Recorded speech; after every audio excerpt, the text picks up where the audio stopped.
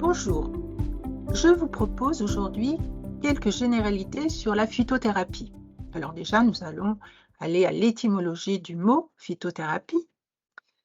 Et puis la plante, les plantes, qui sont notre sujet, notre centre d'intérêt, eh bien ces plantes qui nous offrent tant de principes actifs intéressants, tant de bienfaits, eh bien nous allons voir quelques mécanismes de biosynthèse de ces principes actifs et autres métabolismes.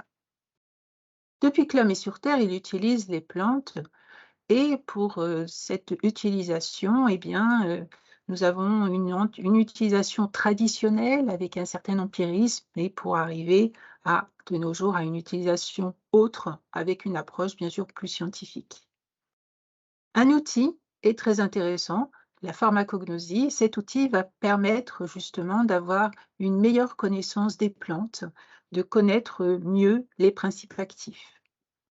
Si donc l'utilisation traditionnelle pendant des millénaires s'est fait d'une certaine façon, actuellement, il est une autre façon d'utiliser la plante et nous allons voir comment cela se passe actuellement. Et puis nous terminerons sur une définition de l'aromathérapie qui est une branche particulière de la phytothérapie. Alors l'étymologie du mot phytothérapie, eh bien ça vient du grec avec le préfixe phytos qui signifie plante et le suffixe thérapia qui signifie traitement. Alors, traitement des plantes ou traitement par les plantes, bien sûr, nous allons retenir la deuxième option. Nous nous doutions de cette définition de la phytothérapie. La plante, donc de la petite fleur au grand arbre qui peuple nos forêts, eh bien, nous avons des mécanismes en commun pour le développement de ces plantes. Donc, je vais vous proposer, dans un premier temps, de nous rappeler de ce qu'est la photosynthèse. Donc, la photosynthèse, c'est trois associés, le dioxyde de carbone, l'eau. Alors, toutes les deux, ces deux molécules, dioxyde de carbone et eau, mises ensemble, il ne se passe pas grand-chose, mais si on a un apport énergétique fourni par le soleil, donc l'énergie lumineuse, eh bien, cette association, non pas de malfaiteurs, mais de bienfaiteurs, va pouvoir aboutir au niveau de la feuille à la formation d'une molécule qui est le glucose, avec libération d'oxygène. Donc déjà là, on ne va même pas parler de phytothérapie, mais il ne faut pas oublier que les plantes, quotidiennement, nous apportent gracieusement cet oxygène qui nous est absolument nécessaire. Alors, tant que nous reprenons cette photosynthèse, donc sur ce tableau, nous avons les données en haut, donc le dioxyde de carbone et l'eau plus l'énergie lumineuse, donc qui aboutit à la formation de glucose. Et ce tableau a l'intérêt de montrer que toutes les molécules qui vont être biosynthétisées par la suite, eh bien, en fait, ont comme molécule de départ le glucose. Autre chose aussi qui est intéressant de noter, c'est que sur ce tableau, vous pouvez voir sur la partie au milieu de cette image, le glucose qui se transforme en phosphoénol pyruvate, en acétylcoenzymat qui va donc entrer dans le cycle de Krebs. Eh bien, en fait, nous aussi, dans notre organisme, nous avons aussi ce type de métabolisme. Donc, nous avons aussi dans notre fonctionnement ces réactions biochimiques qui partent du glucose pour arriver à l'acétylcoenzymat qui va entrer dans le cycle de Krebs. Donc, on a des analogies de fonctionnement, de mécanismes entre l'animal et le végétal. Alors, on distingue donc deux types de métabolisme, donc qui vont correspondre à ces fabrications, ces biosynthèses de molécules de principes actifs. Alors, le premier métabolisme, le métabolisme primaire, consiste en ceci. Au cours de ce métabolisme primaire, vont être synthétisées des molécules qui sont considérées comme essentielles pour le développement de la plante, à rôle structurant, énergétique, métabolique, physiologique. Donc en fait, ces molécules vont permettre à la plante de pousser, de croître, de se développer. Ces molécules sont ont très peu de représentants, hein, elles sont peu nombreuses en quantité. Donc il s'agit de molécules type glucides, lipides, protéines et une caractéristique de ces molécules, c'est qu'en fait, on va les retrouver dans toutes les espèces végétales. Donc ces molécules présentes dans toutes les espèces végétales vont donc aboutir, à ce développement des plantes. Pour nous, elles sont souvent biologiquement inactives. Et puis nous avons le métabolisme secondaire. Au cours de ce métabolisme secondaire, sont biosynthétisées des molécules qui sont considérées comme non essentielles pour la construction de la plante. Effectivement, ce ne sont pas ces molécules qui vont permettre le développement de la plante, mais on va quand même considérer qu'elles sont essentielles pour sa survie. Et en fait, ces molécules vont pouvoir assurer un rôle d'adaptation de la plante à son environnement. Alors, quelques exemples de molécules, les flavonoïdes, les alcaloïdes, les tanins. Alors, comment peut-on imaginer que ces molécules sont essentielles pour la survie de la plante? Alors nous, quand nous sommes exposés au froid, nous pouvons nous couvrir. Comme quand nous sommes exposés à un soleil trop intense, on peut se mettre à l'ombre. La plante, elle pousse en terre et elle n'a aucune possibilité de se déplacer. Donc en fait, quand elle doit subir les assauts des intempéries ou d'un soleil de plomb, eh bien en fait, il a fallu qu'elle se crée des mécanismes de résistance en fait. Et c'est pour cette raison qu'elle a développé ce type de molécules qui vont pouvoir lui assurer sa survie dans un environnement qui peut être difficile. Un exemple, les flavonoïdes. Les flavonoïdes sont des molécules antioxydantes et donc les plantes qui vont pouvoir synthétiser ces flavonoïdes, eh bien, vont ainsi pouvoir, par exemple, se protéger d'un soleil trop ardent. Alors ces molécules sont présentes dans toutes les plantes, bien sûr, et sont très différentes d'une espèce à l'autre. Donc dans une espèce, vous aurez un certain nombre de familles de ces molécules et puis dans d'autres espèces, vous ne les aurez pas et vous aurez d'autres molécules. Et elles sont aussi très nombreuses en termes de diversité chimique. Et ce sont ces molécules qui sont en général actives pour un grand nombre d'entre elles. Alors ces 2 photos pour symboliser, hein, pour imager en fait ces 2 métabolismes, donc à gauche le métabolisme primaire. Imaginons, on crée un lotissement de maisons, et bien pour toutes ces maisons, on va pouvoir apporter des briques, une charpente, des tuiles, hein, donc elles auront au départ le même équipement et puis ensuite à droite, le métabolisme secondaire, et bien selon l'exposition de la maison, selon la personne qui l'habite, eh bien, il y aura une terrasse à plein sud, il y aura 2 portes de garage, une porte de garage, 3 fenêtres, voilà. Ensuite, ce sera donc, au bon vouloir de la personne. Donc c'est un petit peu ça, hein, un métabolisme primaire, donc la même chose pour toutes les plantes et ensuite le métabolisme secondaire, ça sera variable selon les plantes. La plante du matériel vivant, et oui, parce qu'en fait, la composition chimique, d'une partie de plante ou d'une plante peut varier. Vous connaissez certainement la galle du chêne, G-A-2-L-E. Eh bien, en fait, c'est comment se crée cette galle du chêne lorsque une feuille de chêne peut être piquée par un insecte, qui fait partie de la famille des cynips, CYNIPS.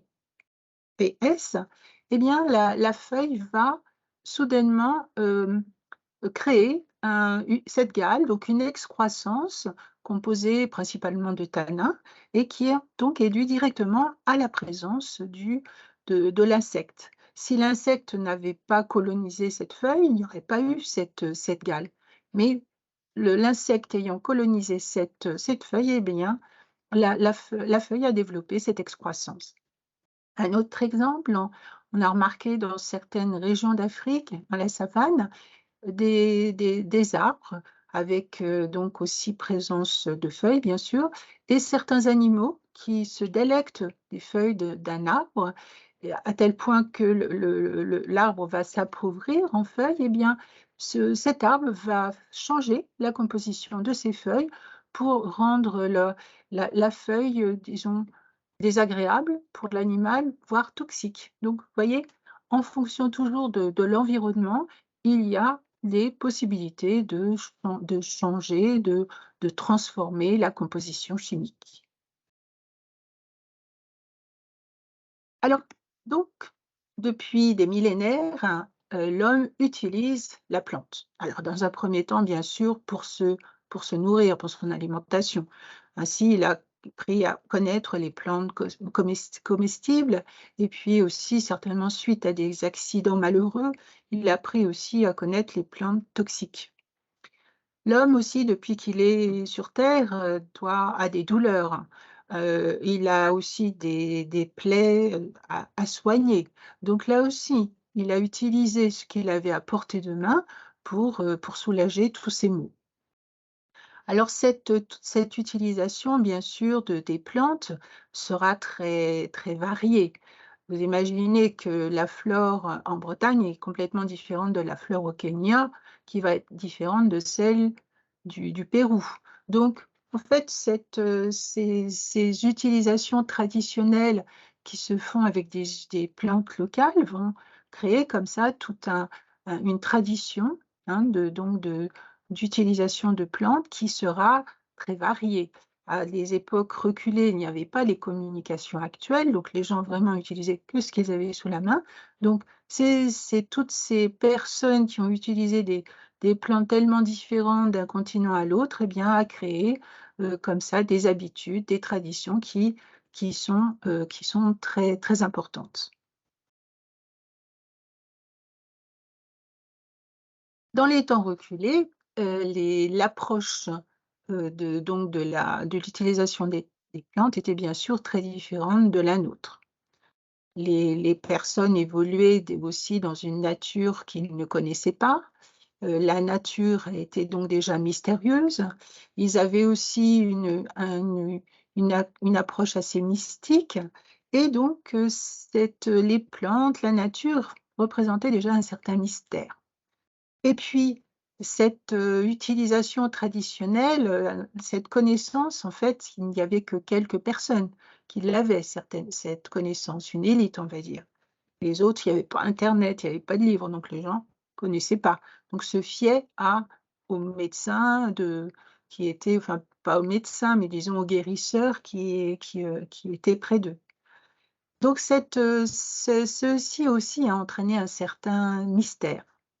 Et puis cette tradition s'est fait souvent d'une façon orale, de père en fils, hein, ou de professionnel en professionnel.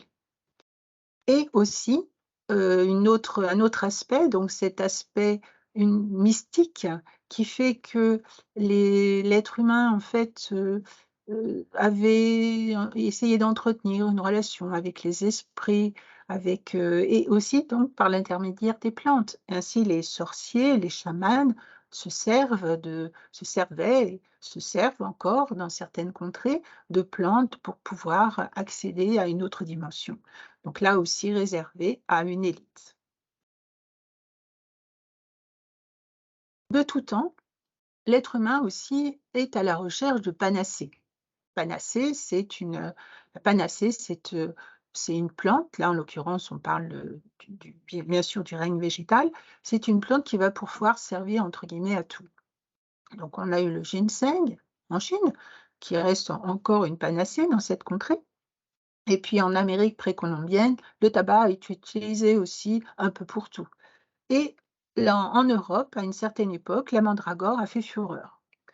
Et en fait, cette recherche de panacée coïncide aussi avec une certaine perception de la nature, de la théorie des signatures. C'est-à-dire une partie de plante qui, qui ressemble à quelque chose de connu, qui fait référence à quelque chose que l'on connaît, eh bien, on va lui attribuer des propriétés. Ainsi, sur ces 2 photos, à gauche, vous avez la racine de ginseng et à droite, la racine de mandragore. Donc vous voyez, 2 racines anthropomorphes et automatiquement, on attribuait donc à ces plantes, eh bien, des propriétés. Et il en a été de même aussi, je vais vous donner quelques autres exemples, la chélidoine qui fournit un latex jaune, ça rappelle le foie, eh bien cette plante a utilité utilisée pour, contre la jaunisse. La racine de Ficaire qui présente des excroissances au niveau de cette racine qui peuvent être ressemblées à des tumeurs, donc au niveau de l'anus en fait, eh bien du coup, cette plante a été utilisée contre les hémorroïdes, voyez? Donc en fait, la théorie des signatures a fait que bon nombre de plantes ont été utilisées, surtout du fait de leur ressemblance avec, un élément connu. Des personnages ont traversé, toutes ces époques et se sont imposés avec de nouvelles idées et aussi dans le sens d'une meilleure, structuration en fait de cette utilisation, des plantes, entre autres des plantes. Donc on a un premier personnage, Hippocrate, moins 460 avant Jésus-Christ, considéré comme le père de la médecine, donc qui a voulu, aussi, apporter des notions plus modernes comme la maladie, ça n'est pas une punition, hein, parce que ça a pu être considéré comme une punition, donc non, ça n'est pas une punition. Il a apporté aussi cette notion surtout de ne pas nuire, donc toute personne, tout médecin, avait, voilà un devoir, éthique envers, ses patients. Il a aussi envisagé la maladie et l'environnement, donc là aussi des notions qui commençaient à être, modernes pour l'époque. Un deuxième personnage, Galien, 129 après Jésus-Christ, lui aussi a étudié la physiologie, a aussi pratiqué des dissections pour essayer de comprendre, mieux l'organisme humain, et puis il a aussi, beaucoup étudié les plantes et laissé des écrits avec des descriptions de plantes. Et puis une femme, Hildegarde de Bingen, au XIe siècle, a été considérée comme la première naturaliste allemande. Donc elle s'est beaucoup intéressée à la phytothérapie et elle a aussi été très avant-gardiste par rapport à la nutrition. Donc elle conseillait certains aliments, pour apporter un bien-être et elle parlait d'équilibre. Donc maintenant on parlerait d'homéostasie, hein, mais voilà, elle avait aussi cette notion d'équilibre à respecter au niveau de notre organisme. Alors, on a maintenant un outil qui est la pharmacognosie. Alors ce cette pharmacognosie, on lui donne comme synonyme la matière médicale.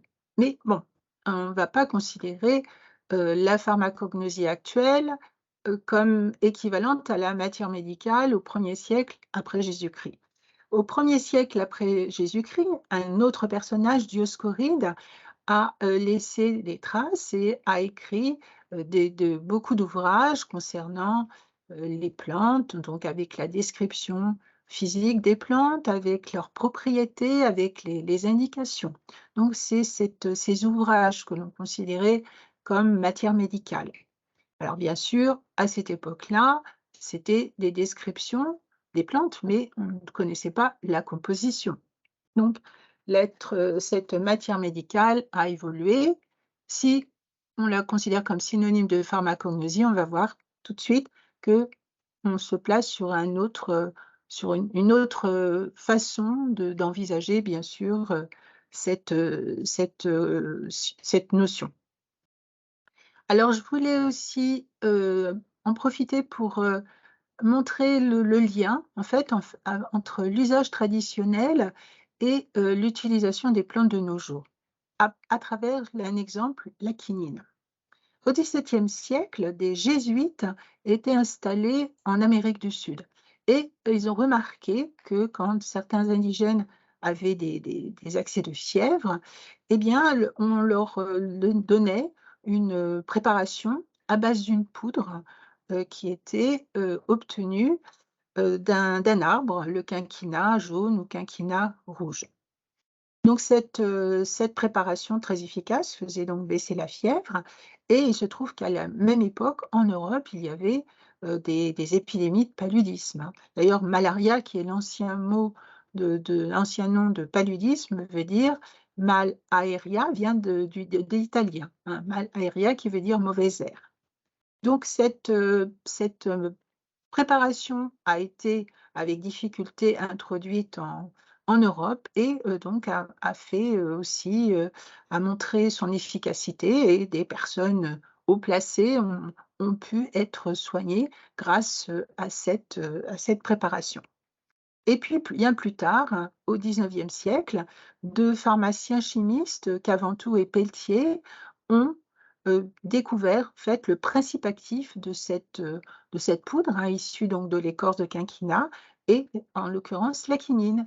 Et donc ils ont pu donc, heu, prouver que en fait, c'était la quinine qui était le principe actif, efficace dans cette poudre. Donc là, vous voyez, c'est intéressant parce qu'on voit qu'une utilisation traditionnelle d'une forme, empirique, en fait, a été quand même une base pour ensuite, l'étude de cette plante et ensuite la découverte donc des principes actifs. Alors revenons à notre outil, la pharmacognosie, donc son côté plus moderne. Et donc, on va la placer sur, cette notion de phytochimie. Donc en fait, maintenant, on travaille sur les structures moléculaires et on a pu classer, donc ces molécules en familles de molécules. Ainsi, vous avez les flavonoïdes, les alcaloïdes, les tannins, les lactones sesquiterpéniques, comme exemple. Donc en fait, tous les représentants de ces familles de molécules ont en commun, une même structure chimique et aussi une biosynthèse. Et puis ensuite, il y a des arrangements moléculaires qui font qu'il y a une diversité dans, les membres de ces familles. Vous avez ici un exemple d'une structure moléculaire d'un flavonoïde au sens strict, parce que vous avez dans la classification les flavonoïdes au sens strict et les flavonoïdes au sens large. Donc là, les flavonoïdes au sens strict ont tous cette même structure de base. Alors bien sûr, aussi, de ces familles de molécules, on en retient des propriétés. Donc tous les membres d'une famille de molécules ont en général les mêmes propriétés. De nos jours, l'utilisation des plantes. Alors, il a fallu quand même les nommer ces plantes. Donc nous allons nous limiter à la France. Dans différentes régions de France, à l'époque où il n'y avait pas non plus encore de communication, eh bien les gens qui utilisaient ces plantes leur donnaient des noms. Normal. Donc ce qu'on appelle les noms vernaculaires. Alors quelques exemples. Le millepertuis, on a pu l'appeler l'herbe de la Saint-Jean. Mais les herbes de la Saint-Jean vont regrouper le millepertuis, le millefeuille, l'armoise. La chicorée, on a pu l'appeler chicorée amère, chicorée commune, barbe de capucin, herbe à café, yeux de chat, laidron. Vous voyez, tout ça, ça fait pas très sérieux, hein. Donc voilà. Donc, un nouveau personnage, Linné, au XVIIIe siècle, a voulu, mettre un petit peu d'ordre cette classification, en fait, et donc a pu mettre, au point une nomenclature, qui est d'ailleurs devenue standard au XIXe siècle et en fait, donc quand on parle d'une plante, on va la nommer, par, un nom latin. Donc vous avez ici un exemple, le cassis, eh bien on va l'appeler Ribes nigrum. Ainsi, quel que soit, si vous avez un travail fait, sur le Ribes nigrum, hein, quelle que soit la langue, dans laquelle s'est expliqué ce travail, donc en allemand, en français, en japonais, eh bien, en fait, on utilisera toujours Ribes nigrum et on saura exactement de quelle plante il s'agit. Un autre point important, c'est aussi, une fois on on sait de quelle plante on parle, hein, c'est de savoir de quelle partie on utilise. Donc on va reprendre notre Ribes nigrum, le cassis. Dans ce cassis, on a le fruit, on a la feuille, on a le bourgeon, on a la graine et en fait, ces 4 parties, sont 4 parties différentes de la plante et ont 4 compositions différentes. Sachant qu'on utilise en thérapeutique le fruit, on peut utiliser la feuille, on peut utiliser le bourgeon, on peut utiliser la graine. En fait, du fait de cette différence de composition chimique, eh bien, on a forcément des propriétés différentes. Donc il est important aussi de savoir, lorsqu'on utilise une plante, quelle partie de cette plante on utilise. Un autre exemple aussi, vous connaissez l'ortie, hein, l'ortie, eh bien, si on utilise les parties aériennes ou la racine, là aussi, on a des compositions différentes, donc des indications différentes. Alors, comment utilise-t-on la plante de nos jours? Alors, on peut l'utiliser telle qu'elle, hein, la plante en vrac. Donc, on va pouvoir en faire une infusion, hein, une infusion. Donc, ça va pouvoir permettre d'extraire une partie des principes actifs qui sont hydrosolubles, bien sûr. Donc, on va mettre cette plante au contact d'une eau qui a été chauffée et on va laisser reposer et ensuite on va pouvoir utiliser l'infuser. La décoction, c'est le même principe, seulement c'est une partie un petit peu plus coriace qui est utilisée, donc qui demande des conditions de chaleur et de température un petit peu plus élevées. Donc on va continuer à maintenir le feu, au cours de cette décoction pour que, la partie utilisée puisse, donc libérer ses principes actifs. Et puis la macération, on va laisser, la plante, à froid quelque temps dans un solvant, hein, qui peut être l'eau, mais qui peut être aussi un autre solvant. Et là aussi, le temps fera que, à froid, fera que la plante libérera ses principes actifs. Et puis on a les teintures. Alors là, on commence déjà un petit peu à cadrer, l'administration. Alors les teintures, on va reprendre la macération et puis cette macération de plantes, ça sera une teinture mère avec une plante fraîche ou une teinture officinale avec une plante sèche et ensuite le résultat de cette teinture donnera un liquide et on utilisera un certain nombre de gouttes, un certain nombre de fois par jour. Donc là, on cadre un peu plus l'administration. On a pu aussi, changer, la partie utilisée de la plante et en faire, la réduire en poudre. Donc suite à une pulvérisation de la plante sèche et puis un tamisage et puis cette poudre eh bien, on peut l'utiliser, elle peut être incorporée, dans des comprimés, dans des gélules. Dans des suppositoires aussi. Alors, j'ai mentionné le suppositoire. Alors, c'est une forme qui a été très en vogue dans les années 50-60, qui l'est un petit peu moins et donc on a, pour certaines formes de suppositoires, utilisé la poudre, bien sûr mélangée à un excipient. Et puis une autre galénique, l'extrait. L'extrait, eh bien, on va pouvoir, extraire donc les principes actifs avec un solvant. Donc ça se fait, sous forme de lixiviation. Donc en fait, c'est le principe du café, vous savez, un filtre que l'on épuise la plante et puis on recueille donc cet extrait et là aussi, on cadre les choses. C'est-à-dire qu'un extrait fluide, on a un rapport, de poids avec la plante. Donc un extrait fluide, on a 1 gramme d'extrait fluide qui correspond à 1 gramme de drogue sèche, par exemple. Et puis ensuite, on peut réduire encore, concentrer cet extrait en faisant une évaporation et on a quelque chose qui est plus pâteux. On aura un extrait mou et puis on peut encore réduire, et donc éliminer, tout ce qui est, solvant, et donc on obtient davantage une poudre, ça va être l'extrait sec. Une autre, forme galénique, le Lyophilisa, qui a été très très en vogue il y a certaines années. Donc là, il s'agissait donc d'une déshydratation à basse température et sous vide. Alors maintenant, les lyophilisats, on les voit un petit peu moins, utilisés. On a plus recours aux extraits secs, donc les modes de préparation ont aussi évolué. Et puis de nos jours, comme nous connaissons, hein, rappelez-vous, l'histoire de la quinine, on connaît les principes actifs, donc on extrait, les principes actifs seuls et on va utiliser uniquement certains principes actifs.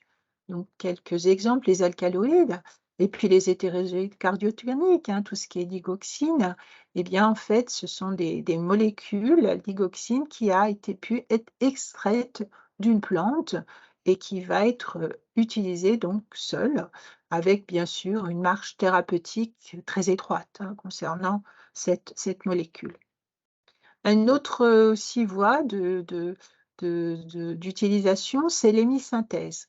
Donc certains principes actifs de plantes, finalement, n'ont pas trop de propriétés, mais vont servir de base pour la synthèse d'autres molécules. Donc je vais vous citer un exemple, la diogénine. La diogénine, c'est une molécule qui est extraite d'une plante qui est le yam. Quelques années aussi, le YAM était très utilisé, mais finalement, on s'est rendu compte que cette molécule n'était pas si active que ça, mais en revanche, en laboratoire, donc après extraction de la plante, elle sert à la synthèse de molécules comme l'œstrone, comme la progestérone et comme certains corticoïdes. Et puis, bien, nous terminerons avec, une définition de l'aromathérapie, hein. Donc c'est une branche de la phytothérapie. Donc, pour cette aromathérapie, on va utiliser donc une partie de plante qui naturellement contient une essence, hein, parce que on va avoir comme résultat l'huile essentielle. Donc l'huile essentielle, c'est le résultat, hein, d'une distillation, mais au départ, on ne va pas parler d'huile essentielle dans la plante, mais plutôt d'essence. Donc certaines parties de la plante contiennent une essence en petite quantité, mais suite à une distillation par entraînement à vapeur de la vapeur d'eau, eh bien, en fait, il va y avoir le résultat de cette, manipulation qui va conduire à la fabrication de l'huile essentielle qui va être un concentré, hein, de ces molécules contenues dans l'essence et qui, bien sûr, va être, beaucoup plus active. Et donc cette essence, cette huile essentielle, à la fin de la distillation se trouve, en présence d'une autre partie qui est l'eau florale et ces 2, l'huile essentielle et l'eau florale ne sont pas miscibles. Donc en fin de distillation, on obtient 2 liquides qui sont séparés. Alors, il y a aussi la notion d'expression à froid. L'expression à froid, va aboutir aussi à des huiles essentielles. Donc ce sera un autre mode de préparation de l'huile essentielle et cela va concerner les zestes, hein, le zeste de citron, les zestes d'orange. Donc là, on va, faire, une autre, manipuler autrement. On va expresser à froid et on va obtenir aussi une huile essentielle de citron, une huile essentielle de de mandarine, une huile essentielle d'orange.